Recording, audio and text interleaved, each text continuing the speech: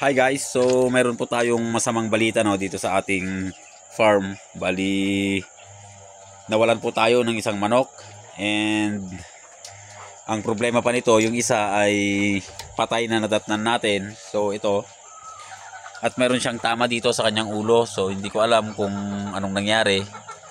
Pero ang nakakapagtaka dito ay sarado naman tong kanyang pinakalak. Ang problema, yung isa nawawala. So hindi ko alam kung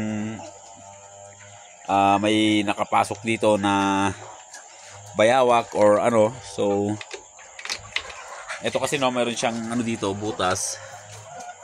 And parang may sign dito na dugo. So ayan, may dugo. So hindi po natin alam kung anong nangyari. Basta natatnan na lang natin na ganyan na nga yung isa nating alaga.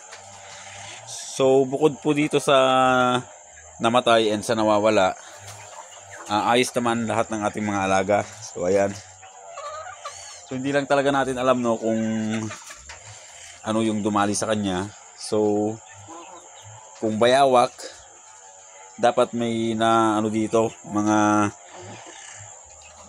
balahibo na naiwan, pero wala naman. So nakakapagtaka talaga.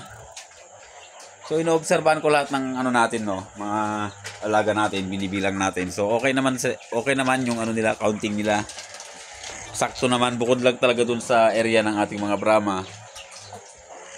So tinitingnan ko nga dito sa may bandang labas. Baka nandito lang siya, pero wala po, natapos na tayo magpakain, pero wala pong lumalapit na isang manok. So hindi ko talaga alam kung anong nangyari. So kailangan na natin dito, magbantay. Baka napapasok na po tayo ng hindi magandang dito. Wala kasing sign na dito, na mga balahibo kung titignan nyo. And napakalalaki na po ng mga manok natin. Imposible naman na makalusot dito sa area dito. So ayan, kung dito siya hinila. Pero may mga dugo kasi dito, may mga dugo. So hindi ko talaga maisip kung anong nangyari. And wala namang sign dito ng mga bakas. So talaga yung nangyari sa ating ngayong araw. Bali na lang po siguro tayo, habulin natin yung kubo natin para dito na tayo maka-stay. And parang may pinasukan dito.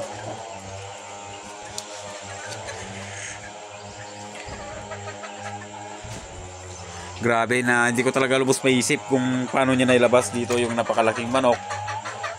Halos hindi po magkasya dito,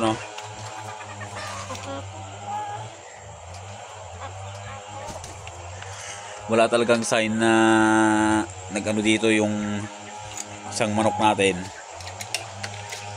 So hindi natin alam kung anong nangyari. So mag-iingat na lang po tayo sa susunod dahil wala na tayong magagawa doon. So nakakalungkot lang, dahil nawalan tayo ng dalawang manok. Namatayan tayo ng isa, and yung isa is hindi natin alam kung saan na napunta. Basta may sign naman doon na may dugo, and yung isang manok natin ay may sugat bago namatay. So hindi ko talaga hindi ko lubusang maisip kung anong nangyari. So sana nga lang yung predator lang, kasi mas mahirap po pag magnanakaw. Pero kung magnanakaw, dapat dinamihan din yung yung kinuha.